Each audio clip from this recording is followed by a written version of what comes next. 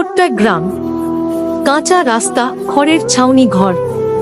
সেখানে থাকতো এক গরিব মা আর তার ছোট ছেলে রবি। রবির বাবা অনেক বছর আগে মারা গেছে। তখন থেকেই মা একাই সংসারের সব দায়িত্ব কাঁধে তুলে নেয়।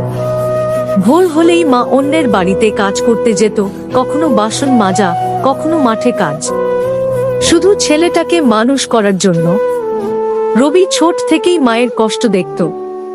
অনেক রাত সে দেখেছে মা চুপচাপ বসে আছে, চোখে জল, কিন্তু তাকে দেখলেই হাসি দিয়ে বলতো, কিছু হয়নি বাবা, তুমি শুধু ভালো করে পড়াশোনা করো। অনেক দিন এমন গেছে যখন মা না খেয়ে রবিকে খাইয়ে দিয়েছে। রবি বুঝতো, কিন্তু কিছু বলতে পারতো না। শুধু মনে মনে একটা প্রতিজ্ঞা করল, আমি একদিন বড় হব, মায়ের সব কষ্ট দূর করব। স্কুলে যাওয়ার সময় তার জুতো ছিল না, বই ছিল পুরনো, তবুও সে হার মানেনি। গ্রামের মানুষ তাকে নিয়ে হাসতো, বলতো, এত গরিবের ছেলে আবার কি করবে। কিন্তু রবি থামেনি। দিন যায়, বছর যায়, রবি কঠোর পরিশ্রম করে পড়াশোনা চালিয়ে যায়। একদিন সে বড় পরীক্ষায় পাশ করে শহরে চাকরি পেয়ে যায়। কয়েক বছর পর একদিন হঠাৎ গ্রামে একটা গাড়ি এসে থামে।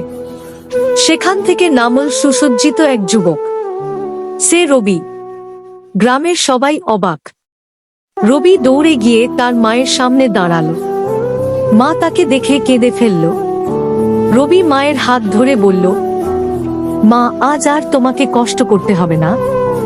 এই ঘরটা আমি নতুন করে বানিয়েছি, এখন তুমি শুধু হাসবে। মায়ের চোখে জল, কিন্তু এবার সেটা কষ্টের নয়, গর্বের। শেষে শিক্ষা, মায়ের কষ্ট কখনো বৃথা যায় না, আর যারা পরিশ্রম করে তারা একদিন সফল হবেই।